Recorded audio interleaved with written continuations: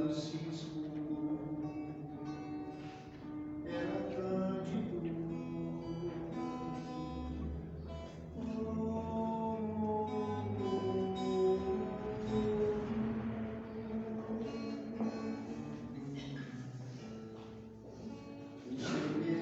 Semeado de luz, o Evangelho expandiu.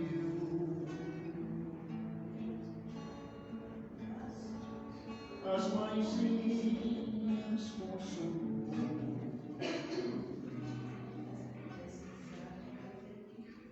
pão e água repartiu. Chico, estrela de luz,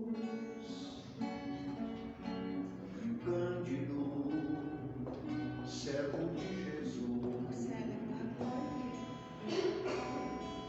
Cândido era Francisco, Cisco era Chico, Chico Xavier, Chico Xavier, Chico Xavier é luz da terra e do céu.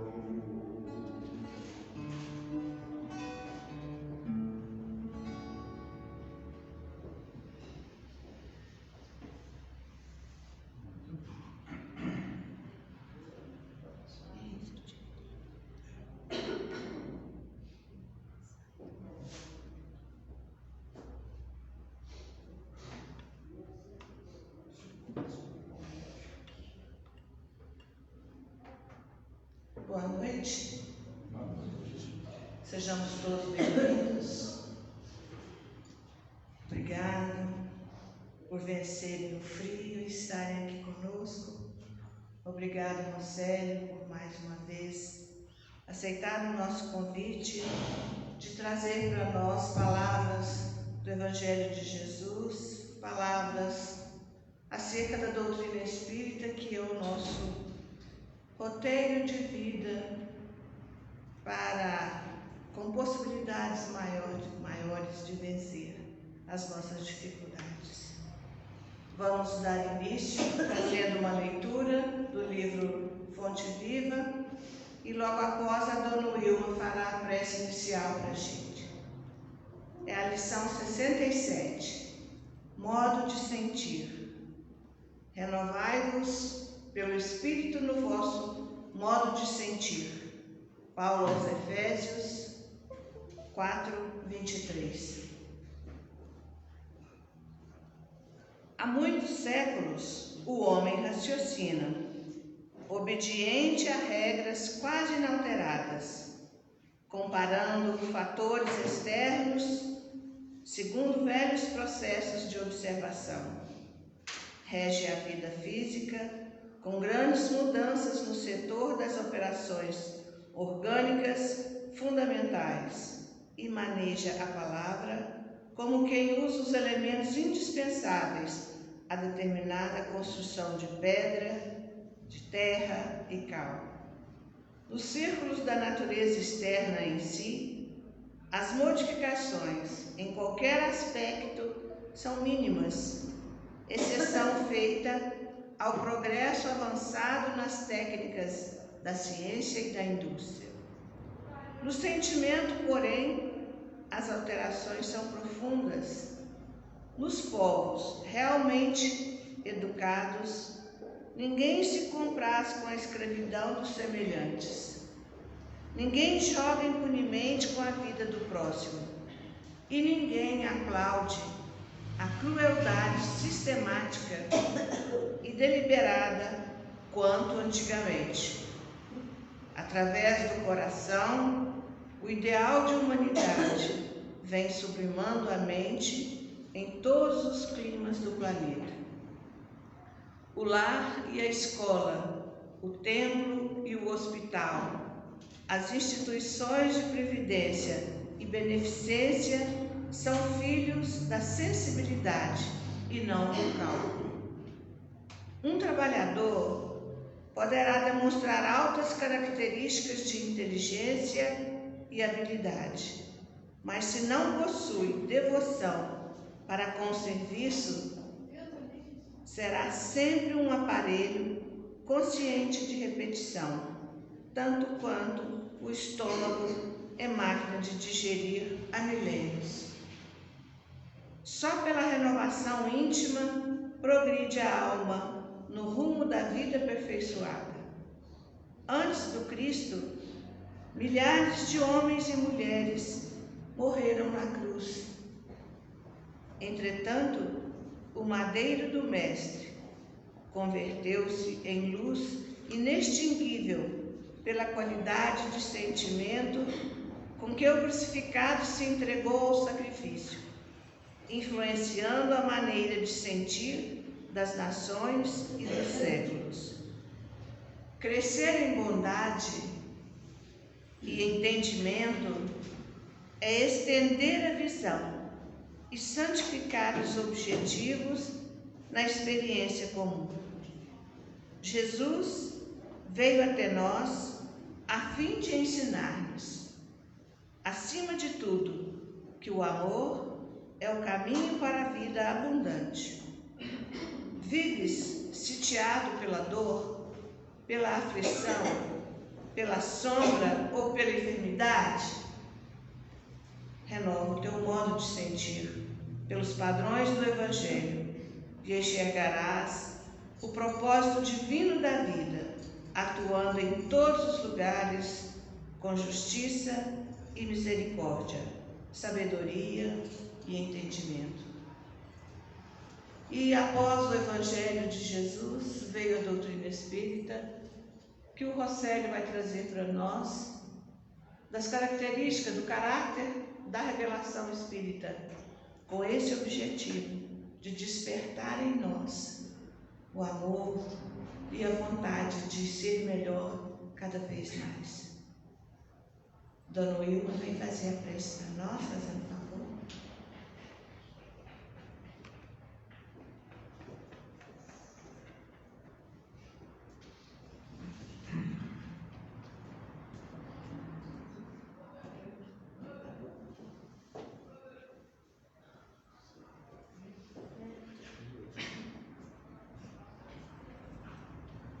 Meus irmãos, boa noite a todos, sejam bem-vindos, né, à nossa casa. Vamos agora, nesse instante, estamos aqui reunidos em nome do Mestre Jesus. Vamos elevar os nossos pensamentos nesse momento até Deus, nosso Pai, até Jesus, nosso Mestre, para juntos formarmos uma corrente de energias, nos fortalecendo os nossos espíritos, trazendo forças para as nossas vidas, os recursos que precisamos, né, ainda neste mundo que estamos vivendo.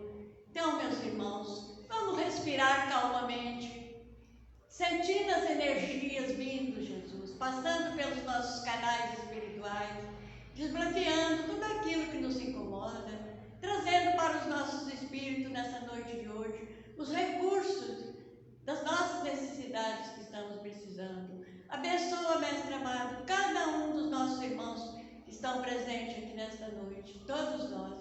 Nós agradecemos, Mestre Jesus, por mais uma oportunidade bendita da vida, de reunir em nome do Pai Maior, buscando nele os recursos divinos para nos fortalecer e nos abençoar. Em teu nome, Jesus, nós entregamos esta prece de coração à espiritualidade maior. Que assim seja, em teu nome. Essa palavra do nosso companheiro Rosselli agora, né? Vamos.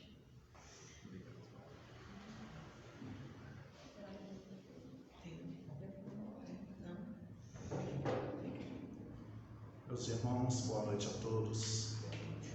Que a paz de nosso Senhor Jesus possa permanecer conosco nessas mesmas vibrações de fraternidade, de carinho, que foram emanadas da prece da nossa amiga Dona Wilma. Gostaríamos de agradecer a direção da casa, na pessoa da nossa irmã Madalena, pelo convite para fazer o estudo. Sempre que precisar, estamos à disposição, Madalena, sabe disso. Gostaria de agradecer também ao nosso irmão Almêncio, que veio trazer essa voz tão melodiosa, tão adequada ao ambiente espiritual. Sempre falo com o nosso irmão que ele é pronto para o trabalho na área musical quando se refere às reuniões espirituais, porque a voz do Almêncio, ela calma, ela abranda, ela vai criando aquele clima de harmonia. Muito obrigado, meu irmão, pela presença. E meus irmãos, a proposta de hoje do estudo é revelação, caráter da revelação espírita. Para iniciar o nosso estudo, gostaríamos de pensarmos, vou fazer uma pergunta aqui, é uma pergunta retórica, Uma pergunta retórica é aquela pergunta que serve para a gente pensar, mas se alguém quiser responder, pode responder também, fique à vontade. Qual é o grande objetivo do Espiritismo? Essa é uma pergunta-chave que, de certa forma, nos traz um sentido de estarmos aqui estudando, ou durante a semana, nas reuniões de estudo. Qual é o grande objetivo do Espiritismo? Algum irmão, alguma irmã gostaria de dar a sua resposta? Lógico que não há uma resposta pronta, mas nós estamos buscando mais um sentido. Qual é o objetivo do Espiritismo? Qual é a principal meta que o Espiritismo nos propõe quando a gente começa a estudá-lo, quando a gente começa a trabalhar no Espiritismo? Algum irmão gostaria de contribuir? Qual é o principal objetivo? Alguém? A evolução do espírito. Nós estamos aqui encarnados, uma grande oportunidade que às vezes deixamos desperdiçar, para nós evoluirmos moralmente, intelectualmente e, sobretudo, aumentar o nosso conhecimento e amaciar os nossos corações. Perfeito, meu irmão. É isso mesmo. Em outras palavras, nós podemos dizer que é a reforma íntima, não é? A evolução da consciência, a evolução do espírito, a reforma de nós mesmos, ou seja, nos tornarmos melhor. É exatamente isso. Tudo que nós estudamos aqui, as leis da reencarnação, da evolução da alma, da imortalidade da alma, a pluralidade dos mundos habitados, a comunicação mediúnica, tudo isso serve para nos trazer um esclarecimento, para que esse esclarecimento possa nos tornar pessoas melhores, que nós chamamos de reforma íntima. Poderíamos chamar de cura interna também. E para isso, Allan Kardec ele perguntou aos espíritos sobre como fazer esse processamento interno das nossas emoções, dos nossos pensamentos, dos nossos valores, para nos tornar espíritos mais conscientes. Olha bem o que Allan Kardec pergunta na questão 919 de O Livro dos Espíritos. Qual o meio prático mais eficaz que tem o homem de se melhorar nesta vida e de resistir à atração do mal? Qual é o meio mais prático para evoluirmos, como o nosso irmão São Antônio falou de uma forma poética, amaciar os nossos corações, ou seja, nos tornar mais generosos, mais conscientes? Qual é o meio mais prático? E olha bem o que a espiritualidade superior responde. Um sábio da antiguidade vos disse: conhece-te a ti mesmo. Conhece-te a ti mesmo quer dizer o quê? Autoconhecimento.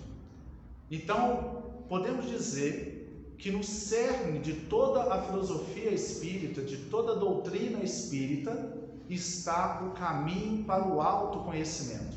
O autoconhecimento é a base da doutrina espírita, porque sem autoconhecimento nós não conseguimos ajudar nem o outro e muito menos a nós mesmos. Os Espíritos sempre deixam claro que é importante conhecer a nossa realidade interior e perceber isso na dimensão da prática externa, através da prática da caridade, para podermos exercê-la, a caridade, de forma coerente, de forma eficiente. Quando nós adquirirmos uma paz interior, automaticamente nós conseguimos levar essa paz interior para os irmãos que estão ao nosso redor, aqueles que estão próximos de nós. Ninguém dá um presente que não tem. Então o autoconhecimento permite que a gente já abrande a nossa alma, nos tornando pessoas mais compassivas, para que dessa forma nós podemos levar essa paz para as pessoas, através da prática do bem. Então o autoconhecimento é o principal objetivo do Espiritismo, porque através dele vem naturalmente a prática da caridade. Agora veja bem, eu fiz praticamente todo esse estudo que vou abordar para os irmãos nessa obra aqui, nessa obra chamada A Gênese. Lembrando que a Gênese de Allan Kardec não é o livro de Gênese da Bíblia, né?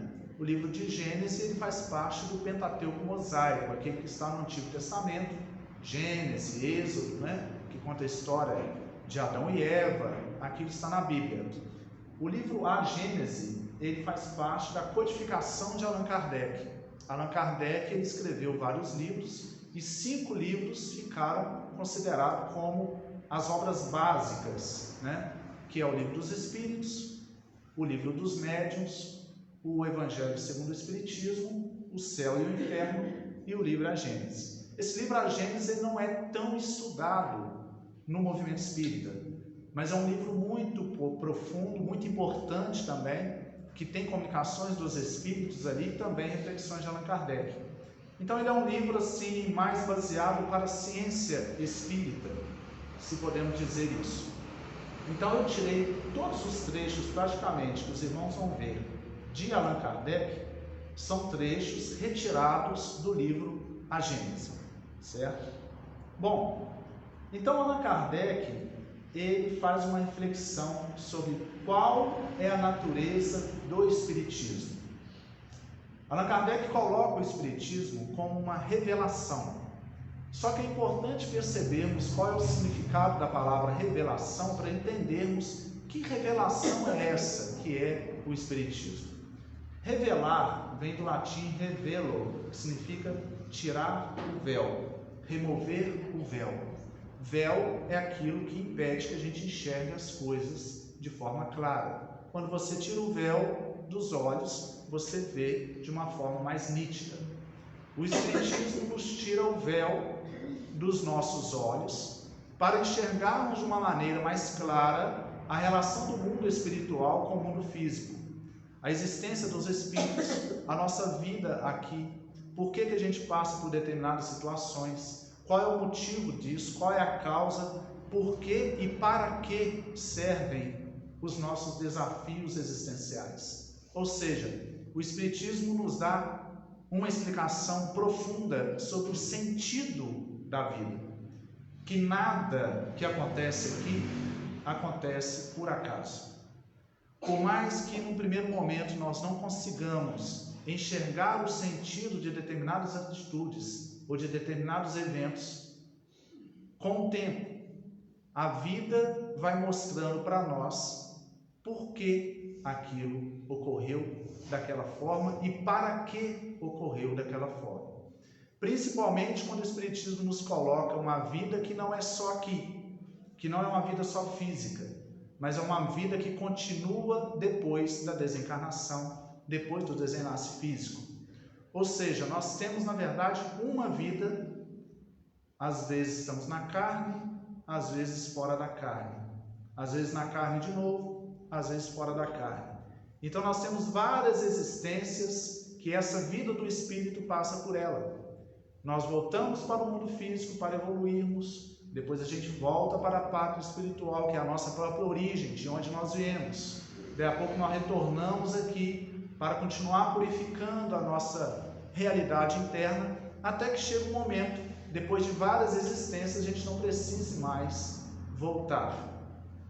Bom, então muitas coisas nós não entendemos às vezes no primeiro momento, mas à medida que a gente vai estudando, a gente vai vivenciando, a gente vai buscando, como Jesus disse, né? Bater na porta e ela se abrirá, a gente vai percebendo esse véu caindo e a porta vai se abrindo, e principalmente a porta da compreensão, a porta do entendimento. Então o Espiritismo ele é uma revelação, sim, porém é importante entender que essa revelação espírita não é uma revelação exatamente igual às outras revelações que aconteceram na história da humanidade, que basearam as outras religiões. O islamismo com Maomé, o hinduísmo lá com Krishna, com Shiva, o budismo com Siddhartha Gautama, o Buda. O Espiritismo ele tem uma característica singular, e é essa característica que nós gostaríamos de passar para os irmãos aqui. Olha bem o que Allan Kardec diz. Deste ponto de vista, todas as ciências que ao fazer conhecer os mistérios da natureza são revelações, e pode dizer-se que há para a humanidade uma revelação incessante. Veja bem que Allan Kardec diz que a própria ciência também é um instrumento de revelação. Como é um instrumento de revelação? Se nós pegarmos, por exemplo, 500 anos atrás, ou 1000 anos atrás, nós estaríamos aqui e não saberíamos que existem bactérias, micro-organismos no ar. Nós não saberíamos que existem esses seres invisíveis que adentram o nosso corpo físico, pode trazer um resfriado ou não. Depois, com o advento do microscópio, com as pesquisas, descobrimos essa realidade microscópica do mundo. Na Idade Média, eles achavam que as estrelas eram lâmpadas acesas que Deus colocava ali para iluminar. Lâmpada não, porque não existia lâmpada naquela época, eram tochas acesas que Deus colocava para iluminar a Terra. Depois, com o advento da astronomia, com Galileu Galilei, com Nicolau Copérnico, nós descobrimos que são planetas e sóis espalhados por esse universo, que são milhões e bilhões de galáxias que tem aí. Então, a astronomia revelou isso para a gente, tirou o véu da ignorância e trouxe o véu do conhecimento de que existem uma infinidade de mundos por aí. Da mesma forma, a botânica, da mesma forma, a química. A química com Lavoisier, que foi o pai da química moderna, ele foi um revelador. Trouxe a dimensão do átomo, trouxe a dimensão dos elementos da tabela periódica. Então, olha bem, tanto a química, que veio da alquimia antiga, que fala das leis das afinidades, quanto a astronomia, quanto a geologia, todas essas ciências são revelações. Revelações dos átomos, da astronomia, dos astros, a geologia dos aspectos da Terra, o núcleo da Terra, a formação da Terra. Então são ciências que revelam um conhecimento e cada vez está revelando mais. A física quântica está aí mostrando quanta coisa nova que a física de Newton, de Einstein ainda não tinha detectado. Então são revelações, mas revelações que usam um método de observação e de experimentação. É aí que entra o caráter de revelação do Espiritismo. O Espiritismo, meus irmãos, ele é religião, sim, porque nós tratamos de questões espirituais, de Deus. Ele é uma filosofia de comportamento, mas ele é também ciência. É esse tripé que sustenta a filosofia espírita. O Espiritismo é ciência. E como ciência, ele tem o seu aspecto racional para analisar as coisas espirituais. Então nós acreditamos por quê? Porque alguém falou? Não. Nós acreditamos porque nós observamos e constatamos, e percebemos e concluímos que aquilo é real. A imortalidade da alma na fé espírita é uma imortalidade que vai sendo constatada com o estudo e com a experiência. A reencarnação pela lógica e pela experiência. Então o método espírita é um método científico. Ele é um método religioso na sua essência, mas ele é científico na sua prática. Daí que o Espiritismo ele separa aquilo que é viagem da maionese e aquilo que é real em relação ao campo da espiritualidade. Tem coisas que não podemos negar que é real, tem coisas que podem ser fruto da imaginação. E o Espiritismo ele vai trazendo esse bom senso, essa coerência para ir estudando as coisas espirituais e as coisas físicas, conjugando esse lado racional. Então Copérnico, Galileu, Laplace, Newton, Lavoisier, todos foram reveladores, segundo Allan Kardec, porque tiraram o véu da ignorância de um tipo de conhecimento. O Espiritismo vem tirar o véu da ignorância de quê? Das questões espirituais. É uma ciência que nos ajuda a entender a espiritualidade. Tanto é que nós temos católicos que estudam o Espiritismo, nós temos evangélicos, por incrível que pareça, que estudam o Espiritismo, né? Já participou de reuniões conosco um pastor que gostaria de entender a proposta e a filosofia espírita. Nós temos pessoas que não têm religião nenhuma, mas que começam de vez em quando a ver fenômenos espirituais dentro de casa e vêm buscar aqui no Espiritismo para entender o que é que está acontecendo. Porque os fenômenos sempre ocorreram na história da humanidade e sempre ocorrem em toda parte as questões espirituais que nós vamos falar daqui a pouco. Então olha essa fala de Allan Kardec. O Espiritismo não estabeleceu nenhuma teoria pré-concebida. Assim, não apresentou como hipóteses a existência e a intervenção dos espíritos, nem o perispírito, nem a reencarnação, nem qualquer dos princípios da doutrina. Concluiu pela existência dos espíritos, quando essa existência ressaltou evidente da observação dos fatos, procedendo de igual maneira quanto aos outros princípios. Não foram os fatos que vieram a posteriori confirmar a teoria é que veio subsequentemente explicar e resumir os fatos. É, pois, rigorosamente exato dizer-se que o Espiritismo é uma ciência de observação e não produto da imaginação. Allan Kardec, em A Gênese. Está vendo aquela figura ali, meus irmãos? Aquilo ali é uma figura do século XIX, onde Allan Kardec começou a estudar os fenômenos espíritas, porque estava acontecendo lá na França, na Europa de modo geral, fenômenos espirituais que acontecem até hoje, mas lá estava acontecendo com muita frequência, onde espíritos começavam a provocar efeitos físicos nas festas, nas reuniões das pessoas, tipo assim, uma mesa subindo e descendo, batendo com o pé, barulhos insólitos, do nada aquele barulho. Quem já não ouviu isso em casa? É importante não confundir esses barulhos com panela, às vezes dilatando quando vai esfriando assim, né? Ou quando vai esquentando de lado, costuma fazer um barulho assim. Nós estamos falando de barulho mesmo. Às vezes não tem nada, de repente começa a ter barulho dentro de casa, a parede, parece lá em cima, parece lá embaixo, e não sabe de onde vem o barulho. Ou se não, uma vasilha que de repente está num lugar sem nenhuma pedra pegar, sem nada, sem mudança térmica, sem nada, de repente aquele negócio explode. Puf! Já aconteceu isso lá na casa da minha mãe. Subimos lá, explodiu. Estava no lugar ali, explodiu.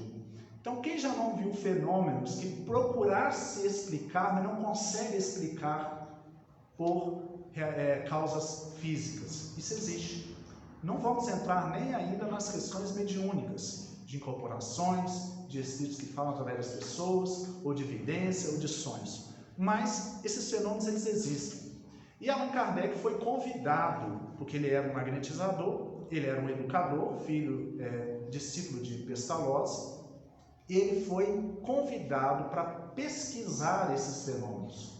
E ele foi lá e viu realmente que as mesas levantavam, elas volitavam, as pessoas colocavam a mão em volta dela, ela levantava, sem segurá-la. Aí as pessoas perguntavam à mesa, e a mesa respondia através de pancadas, sim, não, formando palavras. Quem já não viu essa brincadeira do copo, né? As pessoas colocam a mão em volta no negócio do copo lá e faz uma pergunta e o copo vai respondendo. Tem gente que vai brincar disso e começa a assustar, porque pode acontecer sim, de algum espírito brincalhão começar a querer brincar ali e a pessoa leva um susto muito grande. Então, a espiritualidade está aí. Allan Kardec foi pesquisar esse fenômeno e até que ele perguntou às mesas, né? como que pode uma mesa sem inteligência responder perguntas inteligentes?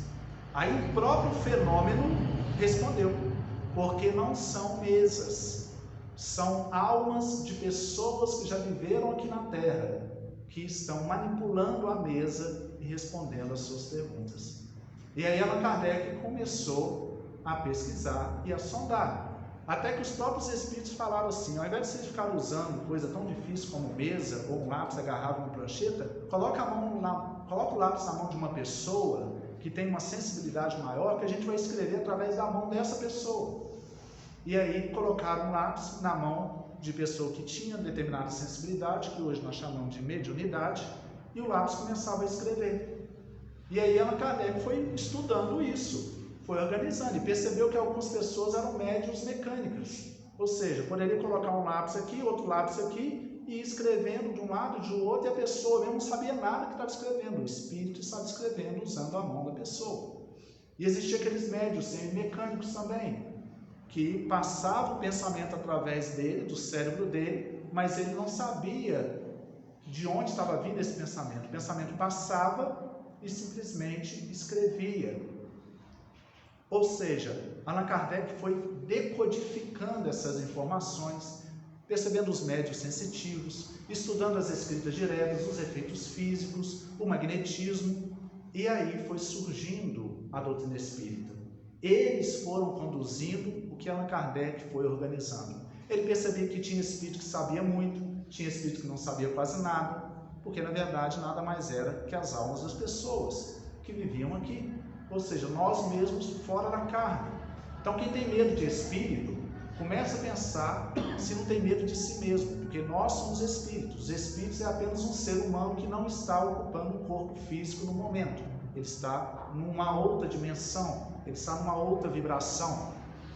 Daí vem o conceito de imortalidade, e isso transforma completamente o paradigma materialista do mundo, quando nós percebemos que não morremos de verdade, que nós saímos dessa vida física, vamos para uma outra dimensão, e lá continuamos trabalhando e estudando, até que surja uma oportunidade para retornarmos aqui na nova dimensão física de novo, às vezes como neto, como bisneto, ou como vizinho, para continuarmos a evoluir junto àquele grupo familiar e outros mais. Desse modo, Allan Kardec organizou, até que no dia 18 de abril de 1857 ele publicou o Livro dos Espíritos, com 1019 questões sobre tudo, filosofia, história, religião, alimentação carnívora, formação da terra, pluralidade dos mundos habitados, os animais, fala-se tudo ali no Livro dos Espíritos. Então, como Allan Kardec colocou ali, o Espiritismo ele é uma ciência que foi produto da observação. O fenômeno falou, depois do fenômeno criou-se a teoria que formou o Espiritismo. Tirei alguns trechos do livro A Gênese. Olha lá o primeiro. Por não renunciarem ao raciocínio e ao livre-arbítrio, porque não lhes é interdito o exame, mas ao contrário recomendado, enfim, porque a doutrina não foi ditada completa. Repetir aqui, isso é fala de Allan Kardec. A doutrina não foi ditada completa, nem imposta crença cega, porque é deduzida pelo trabalho do homem, da observação dos fatos que os espíritos lhe põem sobre os olhos. É muito importante essa fala de Allan Kardec, e eu coloquei em itálico ali, quando ele fala que a doutrina espírita não foi ditada completa. Significa o quê? Que a doutrina espírita está em constante evolução também. Assim como a humanidade está em evolução, surgem pesquisas novas, ideias novas, valores novos, descobertas novas, o Espiritismo ele deve acompanhar isso. O Espiritismo não é uma doutrina intacta, ele é como ciência que ele está aberto sempre a novos conceitos, ele está aberto sempre a novos valores, a novas descobertas que sejam coerentes, que sejam racionais e que promovam o crescimento do ser humano. Isso é muito importante, meus irmãos, para não cairmos no Espiritismo ao chamado dogmatismo. O que é o dogmatismo? O dogmatismo são religiões que criam dogmas, que são princípios pétreos, ou seja, imutáveis, e se um dia o indivíduo ele perceber que tem algo a mais do que aquilo ali, ele tem que sair da religião, porque ele não consegue inserir, porque a religião tem um sistema fechado, o espiritismo não. O espiritismo ele tem essa base de observação de Allan Kardec, de Leon Denis, de Gabriel Delany, de vários estudiosos da época, que vem depois crescendo e se desenvolvendo com outros estudiosos, com outros médios, como Chico Xavier, como Divaldo Franco, que vem trazer complementação e esclarecimento aos princípios básicos da doutrina. Mas a doutrina está sempre aberta à razão, porque o mundo não para de girar, não para de mudar. O mundo muda o tempo todo. E o espiritismo, como ciência, ele tem que evoluir também, acompanhando essa evolução. Esse é o caráter científico do espiritismo, para não cairmos no dogmatismo. E aí ele continua lá, ó. Como meio de elaboração, o espiritismo procede exatamente da mesma forma que as ciências positivas, aplicando o método experimental. Então, quando nós estamos numa reunião mediúnica, ou quando vamos atender uma pessoa na casa como espíritas, que alguma pessoa está passando por processo obsessivo, de repente está incorporado, às vezes chama a gente para atender, é importante a gente ir com a razão e perceber claramente se aquilo ali é uma interferência espiritual, se daquilo ali é uma outra coisa ligada ao estado emocional, se são as duas coisas, que geralmente são as duas coisas, uma coisa puxa a outra, ter essa clareza de percepção e promover o tratamento adequado, unindo o tratamento terreno com o tratamento espiritual, unindo muitas vezes o tratamento medicamentoso com o tratamento espiritual. É esse bom senso, o espiritismo é esse bom senso, esse caminho do meio. Olha mais o que Allan Kardec fala ali, ó. Caminhando de par com o progresso, o espiritismo jamais será ultrapassado, porque se novas descobertas lhe demonstrassem estar em erro acerca de um ponto qualquer, ele se modificaria nesse ponto. Se uma verdade nova se revelar, ele, o espiritismo, a aceitará. Percebem, meus irmãos? Isso tira totalmente o fundamentalismo do meio espírita. Fundamentalismo são aquelas religiões que acham que estão com a verdade absoluta e passam por cima da outra e entram em guerra contra outras, cada um defendendo que a sua verdade é a melhor. A natureza do espiritismo é completamente diferente disso. A natureza do espiritismo, repitamos, equivale à natureza da própria ciência. Ele se baseia em fatos comprovados através da experimentação espírita, e se novos fatos forem surgindo, ele vai pesquisar e vai estar aberto a estudá-lo e perceber se aquilo ali tem alguma coisa de verdade. A mediunidade, por exemplo. Allan Kardec catalisou os tipos de mediunidade. Mediunidade sensitiva, inspirativa, semimecânica, mecânica, vidência, clareaudiência, mediunidade de efeitos físicos, mediunidade de cura. Mas quem não diz que possa ter mais tipos de mediunidade? Pode. Pode surgir mais tipos de mediunidade no ser humano, porque a evolução é infinita. Pode ter outros tipos de dimensões espirituais que a gente não faz nem ideia como é. A evolução, ela prossegue. E o espiritismo, ele tem que acompanhar, ele tem que, na verdade, estar aberto a essas novas propostas para estudá-las e ver se existe verdade ali, se existe algo que possa aproveitar para o nosso autoconhecimento, para a nossa reforma íntima. E aí, por último, Allan Kardec coloca lá, um último caráter da revelação espírita, está longe lá, a ressaltar das condições mesmas em que ela se produz, é que, apoiando-se em fatos, tem que ser e não pode deixar de ser essencialmente progressiva, como todas as ciências de observação. Se a gente pegar, por exemplo, a biologia evoluiu. A biologia de 500 anos atrás não é a mesma de hoje. A física não é a mesma de hoje. As ciências estão sempre progredindo. a história, a geografia, todas as ciências progridem, elas aprofundam. A pluralidade dos mundos habitados, por exemplo, que hoje a ufologia estuda. O Espiritismo fala isso há 160 anos, que existem mundos habitados espalhados pelo universo. Agora, a ciência está cada vez mais perto de perceber vidas em outros planetas, vidas microscópicas ou vidas inteligentes. Então, quer dizer, o princípio espírita até agora está sendo comprovado, mas para preservar a nossa racionalidade como espíritas, ele pede que a gente sempre use esse método da lógica, da observação. Por sua natureza, a revelação espírita tem duplo caráter. Participa ao mesmo tempo da revelação divina e da revelação científica. O que caracteriza a revelação espírita é o ser divino, a sua origem e da iniciativa dos espíritos, sendo a sua elaboração fruto do trabalho do homem. Então, os espíritos se manifestaram e trouxeram a doutrina espírita lá no século XIX, que nada mais é que uma reafirmação dos princípios de todas as religiões na história humana.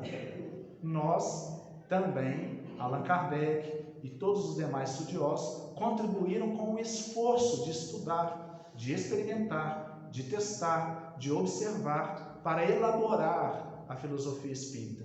Então, a origem é do plano espiritual, mas o desenvolvimento é por nossa parte, no caso, o desenvolvimento do raciocínio. Meus irmãos, outra coisa que Allan Kardec coloca, que eu vejo que é muito importante, é aquilo ali, ó. O estudo das leis da matéria tinha que preceder o da espiritualidade, porque a matéria é que primeiro fere os sentidos. Então, para estudar a espiritualidade, nós temos que olhar para esse mundo físico aqui. O corpo, por exemplo. Muitas pessoas negam o corpo em prol de uma espiritualidade. Só que muitas vezes as pessoas não percebem que a espiritualidade está no próprio corpo, no interior do próprio corpo, na energia interna do corpo. Nós temos que primeiro ultrapassar essa ilusão, que é o corpo físico, para chegar àquilo que é real, que é o corpo espiritual. Mas ele está aqui em nós agora, neste momento. Então, como nós queremos sentir os espíritos, ou o nosso espírito, se a gente não está sentindo nem o nosso corpo direito? A gente não sente nem as nossas mãos, os nossos pés, a gente não sente a nossa presença, porque a nossa mente está fazendo tanto barulho que a gente não percebe a nossa própria individualidade aqui e agora. Então, primeiro é importante sentir a nós mesmos, sentir a nossa própria presença, física mesmo. Depois a gente vai aprofundar e sentir a nossa própria presença energética, que é as correntes de energia que circulam no nosso corpo. Daí a pouco a gente vai sentir as nossas emoções. Daí a pouco nós estamos observando os nossos pensamentos, nosso padrão mental. Daí a pouco nós estamos chegando à nossa consciência. E aí nós entramos num outro tipo de percepção da vida, que é o reino do sagrado. Mas ele está aqui e agora, ele não está longe. A busca espiritual começa para dentro de nós mesmos. Agora, nós temos esses eventos físicos que demonstram os princípios espíritas, né? Doenças, por exemplo, que não se encontram causas em exames. Como que isso é comum? Às vezes a pessoa sente uma dor e faz todo esse tipo de exame instrumental e não consegue detectar a causa daquela dor. Até que o próprio profissional fala, ó, vai buscar um recurso terapêutico, emocional, porque essa dor está vindo de causas internas, no campo interno, não é no campo físico. Mais de 70% das doenças são de origem psicossomática, isso já é comprovado. Estados emocionais fazem o corpo reagir de determinada forma, tanto na cura quanto no desenvolvimento de doenças. Então, cuidar da mente, cuidar da alma, também automaticamente está cuidando do corpo. Quando a gente sai de uma reunião espírita, a gente sai tão leve. O meu sono melhor da semana é um sono de quarta para quinta-feira, ou às vezes de domingo para segunda, quando eu vou fazer um estudo espírita. É diferente. Eu acordo numa energia de quarta, e toda quarta-feira a gente está aqui fazendo uma reunião de estudo. A gente acorda com tanta energia, isso depois de muitos anos a gente vai constatando, e eu percebo. que aquela energia eu adquiri na reunião espírita, aquela energia eu absorvi na casa espírita. Então, o fato de estarmos aqui, nós estamos entrando num processo de energização interna, onde a gente vai se fortalecendo, harmonizando os nossos corpos espirituais e automaticamente o corpo físico também. E aqueles irmãos espirituais que nos acompanham, que estão conosco, às vezes durante o dia todo, tanto irmãos bons, os nossos anjos guardiões, os nossos familiares que nos querem bem, quanto aqueles irmãos ainda ignorantes, que não gostam muito de nós, que todos nós temos alguns também no plano astral, de outras vidas. Eles nos acompanham o tempo todo. E quando a gente vem para uma casa espírita, geralmente eles vêm também. E tudo que a gente ouve aqui, recebe de energia boa, eles recebem também. Então nós estamos fazendo bem para nós, estamos fazendo bem para aqueles irmãos que nos acompanham também.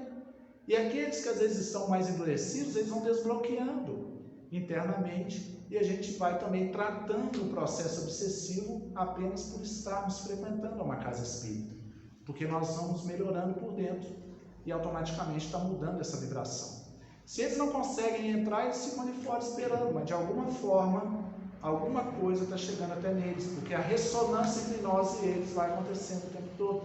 Existe um tipo de ligação entre nós e os seres que nos acompanham. Quando nós mudamos, muda essa repercussão também que chegam até eles. Se nós mudamos para melhor, automaticamente eles também serão favorecidos. Curas que ocorrem sem explicação instrumental, estados alterados de consciência, sonhos premonitórios, manifestação de efeitos físicos. Tudo isso são coisas que acontecem, é só observar. E quando nós começamos a estudar o Espiritismo, a gente observa com mais atenção e a gente percebe realmente o que está acontecendo ali. Não sei se eu já contei aqui, mas se eu já contei, vou contar apenas para partilhar, né? Eu não sou médium vidente. A gente sente, com certeza, quando a gente está no trabalho espiritual, a gente sente presença, a gente sente aquela energia diferente dentro da sensibilidade. Só teve uma vez que realmente eu vi. E eu falo isso com muita tranquilidade, porque eu vi mesmo, porque eu sou muito racional. Eu busco falar e replicar aquilo que eu concebo realmente, que aquilo é real. Eu estava deitado, quase dormindo, naquele processo entre o sono e a vigília, mas não estava dormindo. E de repente eu estava deitado, olhei para o pé da minha cama assim, tinha uma criancinha sentada na minha cama. E ela era transparente, de 1 ano mais ou menos, sentadinha, brincando ali. E era transparente porque eu olhava e eu via do outro lado dela. E ela estava ali nem ligando para mim. E eu olhei, tem muitos anos isso, e falei assim, gente, eu estou vendo um espírito. Olha, eu estou vendo um espírito. Eu achei curioso aqui, porque eu nunca tinha visto. Né? Nunca tinha visto. Puxa, eu estou vendo um espírito na minha frente, mas será que eu estou... Aí fiz assim, lembro, né? Fiz assim com o olho, para ver se aquilo sumia, se era uma imagem mental, alguma coisa. E a criança continuava lá. Continuava brincando e tal, até que eu resolvi levantar, falei, vou levantar, vou acender a luz, para eu não achar que isso foi sonho. Levantei, acendi a luz, ela sumiu, desapareceu. Saí daquele estado, né, mediúnico, que geralmente isso acontece. E eu falei assim, eu vou sentar aqui na cama, vou ficar uma meia hora aqui, para amanhã eu não achar que isso foi sonho. Fato é que depois de alguns meses minha filha, minha esposa engravidou.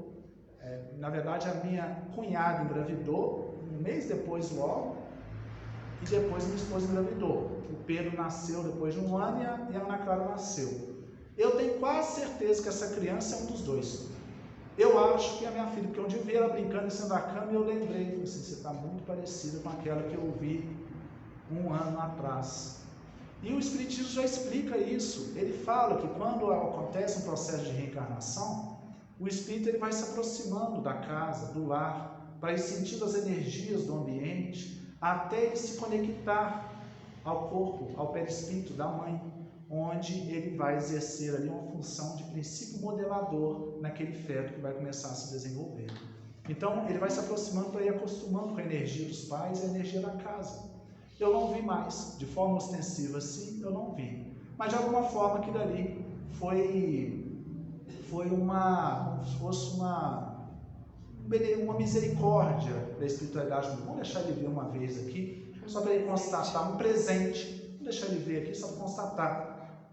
Agora imaginem bem, meus irmãos, com a evolução, segundo o Espírito Joana de Ângeles, à medida que a gente vai evoluindo, a gente vai desenvolvendo mais esses potenciais mediúnicos de sensibilidade, ou seja, percebendo melhor o plano espiritual. Nossa sensibilidade vai ficando cada vez mais fina. Já pensou um dia, de repente eu estou em casa e meu pai aparece para mim, já desencarnado há 17 anos, para ter uma conversa comigo no final da noite? Já pensou que maravilha? Então os espíritos estão em torno de nós. À medida que a gente vai desenvolvendo a sensibilidade, o mérito e a consciência como humanidade, nós vamos percebendo essa vida astral com mais facilidade, e aí sim a morte vai deixando de ser aquela coisa trágica, dura, que dói o coração da gente, e ela vai sendo encarada cada vez mais como uma passagem para um outro plano de existência, para uma outra vibração. E aí nós vamos percebendo com isso a misericórdia de Deus. Porque, meus irmãos, não dá para perceber a misericórdia de Deus achando que Deus vai querer separar entes, almas que se amam, sendo que o amor é a coisa mais sublime que aqui nós podemos sentir aqui na Terra. E Deus nos ama, nós somos filhos dele.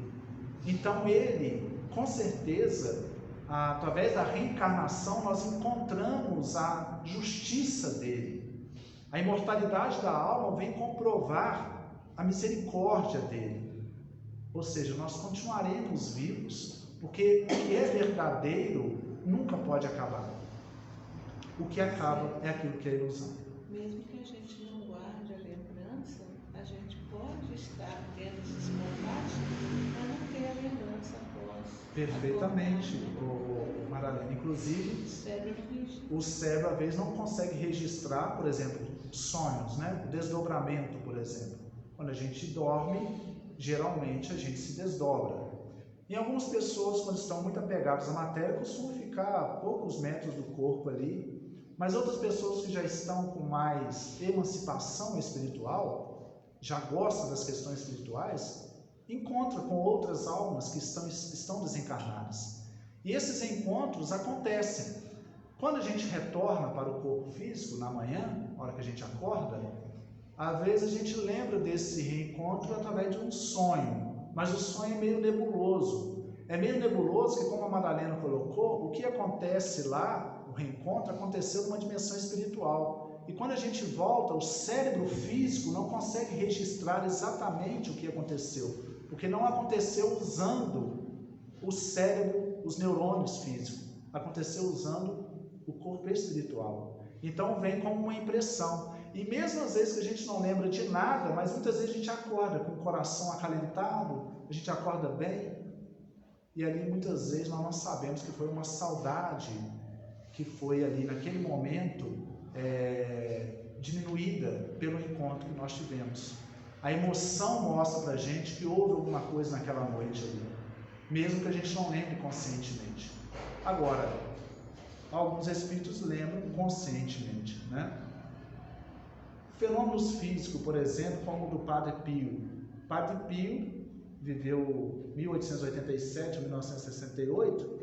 Ele era um padre que fenômenos físicos aconteciam em torno dele o tempo todo, igual o Chico Xavier, né? Ele aparecia em 2 lugares ao mesmo tempo, bicorporeidade. Allan Kardec estudou isso. Ele tinha os estigmas, né? São Francisco de Assis, Padre Pio tiveram estigmas, que é aquela aparição do nada das marcas da crucificação de Jesus.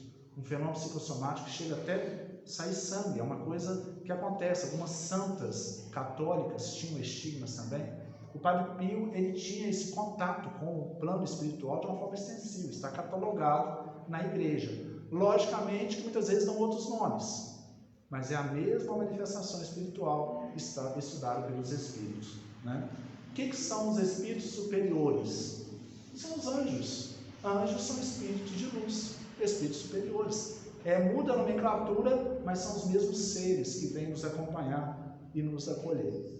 Chico Xavier tem aquela história que é muito nítida da mensagem espiritual que chega até nós o tempo todo, né? Que é a história do Chico e do Jatobá. O Chico era uma criança, estava com muita fome, porque Chico sofreu muito quando era criança, né? A mãe dele desencarnou muito cedo. Ele foi morar com uma madrinha, a madrinha maltratava o Chico muito. Fisgava garfo na barriga dele, a madrinha tinha alguns transtornos, né? Fazia ele sofrer muito. E tinha um dia que ele estava com muita fome, estava doendo o estômago dele. E aí, a mãe dele apareceu, a mãe Maria João de Deus, desencarnada, ele era médium, sempre foi médium desde novo, né? Ostensivo. Ô Chico, por que você está chorando, Chico? Minha mãe, eu estou com muita fome, não me deram nada de comer hoje, minha barriga está doendo. Aí a mãe dele ainda falou para ele assim: Chico, gula é pecado, não pode ter tanta fome assim não. Mas ora a Deus, ora a Jesus, que a espiritualidade sempre responde às nossas orações. E aí Chico foi orar, estava lá no quintal e começou a orar. Daí a poucos minutos apareceu um cachorro carregando o jatobá, que é aquela fruta ali, uma fruta bem grande na boca. Ele carregou o jatobá e deixou o jatobá na frente dele. Aí a mãe dele apareceu para ele de novo e falou assim: Chico, sua oração foi respondida. Come esse jatobá junto com água, bebe bastante água, você vai ver como ele vai te sustentar bastante. E agradece a espiritualidade que está te atendendo. Então Chico fala que a mãe dele que deu força para ele superar os desafios da infância.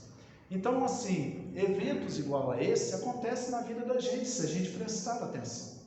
Às vezes um animal serve como uma mensagem de Deus para a gente, de que Deus existe, de que a espiritualidade existe. Às vezes uma criança que chega a falar uma coisa para a gente, de nada, você vê uma resposta ali para você. Às vezes você estava pensando em alguma coisa, a criança solta aquela palavra que vai exatamente naquele questionamento que você estava fazendo. Às vezes uma leitura que é lida aqui, às vezes uma leitura, uma palavra, assim, puxa, isso aqui serviu para mim. Às vezes observando a natureza, a espiritualidade, ela se esconde por detrás do próprio mundo, mas se revela àqueles que a buscam. Ela se manifesta para aqueles que a buscam. E essa mensagem, ela vem de todo tipo, mas em todo momento, se observarmos bem, direitinho, existe alguma coisa chegando até nós dizendo: está tudo nas mãos do Senhor. Nenhuma folha de árvore cai sem a permissão dele. Busca, que você vai ter cada vez mais essa resposta. Então essa é a proposta. Fé, meus irmãos, eu sinto que é uma questão de caminhada, de escolha de caminhada. Eu não vou falar que fé é uma escolha no sentido de que cada um escolhe acreditar, não nesse sentido, mas cada um escolhe a caminhar na direção da verdade. Quando nós escolhemos a caminhar na direção da espiritualidade, ela se revela para nós. Nós encontramos essa verdade. Só que tem uma parte que depende da gente, depende do nosso livre-arbítrio. Nós temos que escolher. Eu vou frequentar uma reunião, eu vou trabalhar voltado para o bem, eu vou estudar, eu vou meditar, eu vou orar, eu vou buscar. Nós temos que bater na porta, para a porta abrir. Deus só pede isso da gente: bata na porta. E tenha paciência, que ela vai abrir. Mas tem que bater. Essa primeira iniciativa é nossa, que é, na verdade, iniciar o caminho. Como diz Nelson Mandela, né? Tem que dar o primeiro passo. Na verdade, Luther King falou isso: dá o primeiro passo na fé, e aí depois vai vendo a resposta que a vida vai trazendo. Allan Kardec em A Gênese ainda: pois, injusto se lhes lance anátema em nome da ortodoxia, porque dirá, isso aqui está falando sobre as diversas religiões, Shintoísmo, taoísmo, hinduísmo, cristianismo no meio, budismo e islamismo, né? Nós estamos ali, Lao Tse, Krishna, Jesus, Siddhartha Gautama, o Buda e Maomé. Várias religiões.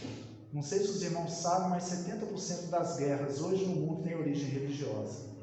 Religião que deveria servir para unir, serve hoje para dividir. O Espiritismo tem uma proposta bem clara a respeito disso. Todas as religiões são caminhos para Deus. Cada um usa uma linguagem diferente, de acordo com a cultura e de acordo com a sede espiritual da pessoa. Nós estamos aqui porque é o Espiritismo que mata a nossa sede de racionalidade. Mas todas as religiões são caminhos. As manifestações espirituais estão em todas as religiões. A reencarnação está em todas as religiões mais antigas do planeta. O budismo, reencarnacionistas, os egípcios, reencarnacionistas, os gregos, reencarnacionistas, os hindus são reencarnacionistas, o cristianismo primitivo, reencarnacionista, mudou isso no ano 300, com o imperador lá que não gostava desse assunto de reencarnação, mas vamos fazer um estudo uma hora sobre isso. Mas essa volta da alma ao corpo está presente na tradição religiosa da humanidade, desde as primeiras eras. Então o Espiritismo fala lá, que é injusto se lhes lança anátema em nome da ortodoxia, porque dia virá em que todas essas crenças tão diversas na forma, mas que repousam realmente sobre o mesmo princípio fundamental, Deus e a imortalidade da alma, se fundirão numa grande e vasta unidade, logo que a razão triunfe dos preconceitos. Então o Espiritismo mostra que essas diferenças são muito frágeis, as diferenças de doutrina, perto dos pontos em comum. O Espiritismo pode ser chamado de ciência das religiões, porque nós encontramos os fenômenos espíritas em todas as religiões. Na Bíblia, no Antigo Testamento, no Bhagavad Gita, no Alcorão, na Torá, nós encontramos os fenômenos espirituais presentes em toda a parte. Olha bem o que Chico Xavier disse sobre a doutrina espírita. A doutrina espírita é ciência, filosofia e religião. Se tirarmos a religião, o que é que fica? Fica um corpo sem coração. Se tirarmos a ciência, fica um corpo sem cabeça. E se tirarmos a filosofia, fica um corpo sem membros. Então a beleza do Espiritismo está nisso, o bom senso. O Espiritismo ele é coerente. Ele não impede nenhum raciocínio, a liberdade de raciocínio está sempre presente. Ao mesmo tempo, ele usa a lógica e a coerência baseada na observação para poder juntar os seus princípios e criar o seu corpo doutrinário. Nesse modo, ele se baseia no Evangelho, no próprio Evangelho de Jesus. A moral espírita é a moral evangélica. E como nós podemos resumir essa moral evangélica, meus irmãos, para finalizar o nosso estudo? Nós podemos resumir na própria parábola do bom samaritano. Porque quando chegaram perto de Jesus e perguntaram a ele, mestre, o que eu devo fazer para herdar a vida eterna? E aí, o doutor da lei, que perguntou isso a Jesus, falou assim, o que está escrito na lei? Jesus perguntou para ele, né? E ele falou, amarás o Senhor teu Deus de toda a tua alma, de toda a tua força, de todo o teu coração, e amarás o próximo como a ti mesmo. Colocando aqui com as minhas palavras o que está lá no Evangelho. E aí Jesus fala assim, faz isso e viverás. E aí eles perguntam a Jesus assim, e quem é o meu próximo? Aí Jesus, para responder, conta uma história para ele. Fala que tinha lá um indivíduo andando por uma estrada deserta, de repente aparecem alguns ladrões, aqueles ladrões batem no indivíduo, machucam, roubam tudo que ele tem e deixam ele caído na estrada, todo machucado. Determinada feita, depois passa lá um sacerdote, um doutor religioso, olha aquele indivíduo caído e passa direto, ele tinha compromisso. Passa depois um outro religioso, olha aquele indivíduo caído todo machucado e vai direto. Eram homens religiosos na casca. De repente passa um samaritano. E o samaritano, para os judeus, eram hereges. Os judeus não gostavam do samaritano, achavam que eles não acreditavam em nada, achavam que eram seres párias da sociedade. Mas quando o samaritano passa ali, ele olha e sente compaixão daquele que estava caído. Vai, passa óleo nas feridas dele, que era uma prática da época, coloca ele lá no seu animal e leva para a hospedaria. Chega lá e fala para o hospitaleiro, cuide dele. E se você gastar mais cuidando das feridas dele, quando eu retornar, eu te pago. E aí Jesus fala assim, quem foi o próximo daquele que estava caído? E o doutor da lei fala assim, aquele que teve compaixão para com aquele que estava caído. E Jesus fala, vai e faz o mesmo. O que Jesus quis dizer claramente na moral evangélica? Que estar em Deus é vivenciar o amor ao próximo, o amor na sua própria vida. Não importa a religião que você professe, não importa nem se você tem religião, mas se você sente o amor na sua vida, você está sentindo Deus na sua vida, porque Deus é amor, como João Evangelista falou no Evangelho. Então o Espiritismo é muito claro, quando fala aqui, fora da caridade não há salvação, porque na caridade nós sentimos a presença de Deus. Mas para nascer esse amor ao próximo, nós temos também que buscar esse amor dentro da gente. Nós temos que sentir essa presença de Deus dentro da gente. Cristo falou lá, muitas das coisas que eu vos digo ainda não as compreendeis, e muitas outras teriam a dizer, que não compreenderíeis. Por isso é que vos falo por parábolas. Mais tarde, porém, enviar-vos-ei o Consolador, o Espírito de verdade, que restabelecerá todas as coisas e vos explicará todas. Isso está em João 14:16, Mateus 17. Nós consideramos que o Espiritismo ele exerce essa função de Consolador, porque ele vem falar as mesmas coisas que Jesus já falou há 2000 anos e vem explicar com racionalidade essas leis divinas. Meus irmãos, só para fechar, eu sinto que para a gente conseguir exercer esse propósito que nós temos quando a gente vem para cá, para esse mundo, porque segundo os Espíritos a gente vem para espiritualizar a matéria, primeiro a gente tem que serenar as nossas mentes, a gente tem que acalmar as nossas emoções, a gente tem que aquietar os pensamentos e sentir dentro de nós mesmos esse estado de silêncio e de paz que já está dentro de nós. É um templo interno que nós temos dentro de nós. Quando a gente sente esse estado interior de paz, automaticamente todas as nossas atitudes e palavras emanam essa paz que nós já estamos sentindo. Então, como o Espiritismo é essa filosofia e ciência aberta, eu percebo que é importante caminhar em direção a essas novas descobertas que nos melhoram internamente. Muito obrigado pela atenção de todos. Que Jesus possa continuar nos abençoando hoje e sempre.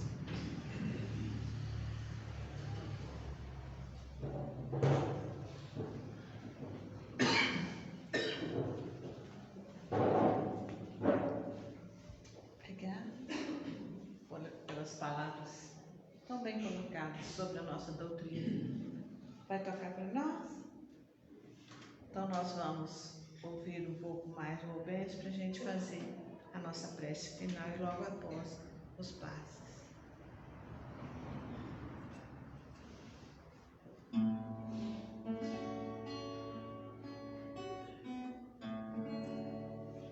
Se quiseres sentir a paz dentro de ti, escuta, meu irmão, fazer silêncio e esperar que volte a primavera na força da oração.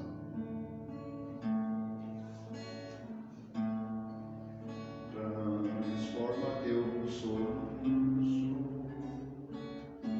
em risos de esperança no amanhã que vem.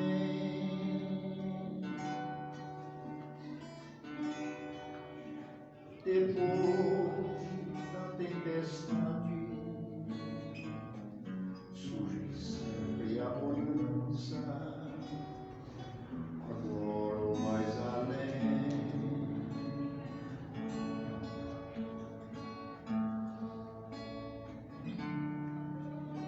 em tua caminhada pela longa estrada, só tu tens o poder de transformar espinho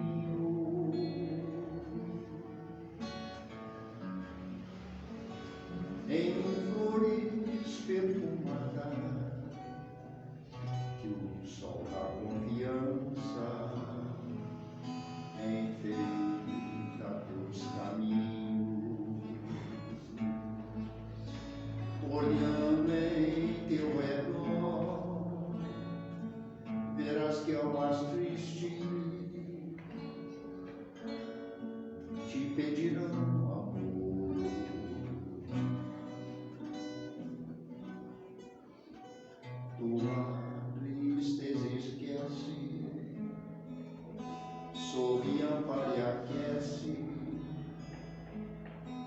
seja o irmão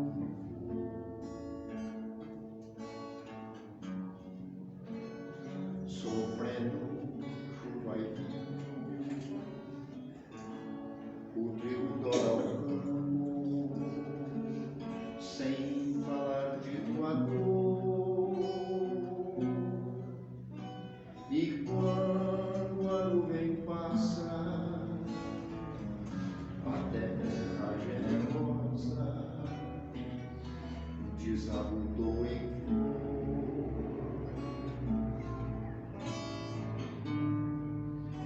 E mira na natureza que se desfaz em luz até o entardecer.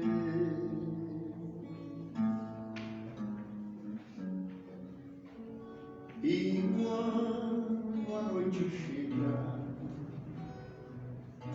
o céu acende em estrela até o amanhecer.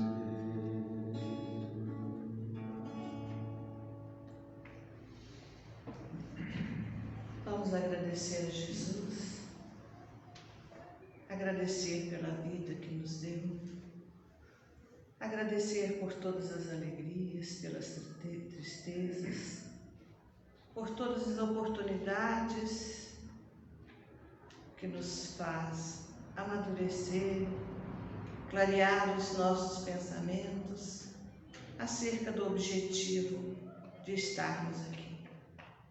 Agradecer, Mestre Jesus, pelas palavras que tivemos a oportunidade de ouvir nesta noite. Abençoe-nos, Senhor, nos conduza a cada um aqui presente em paz para os nossos lares. Que possamos levar essa paz, esse sentimento gostoso que recebemos aqui para os nossos lares. E que a sua paz permaneça sempre conosco, hoje e sempre, que assim seja.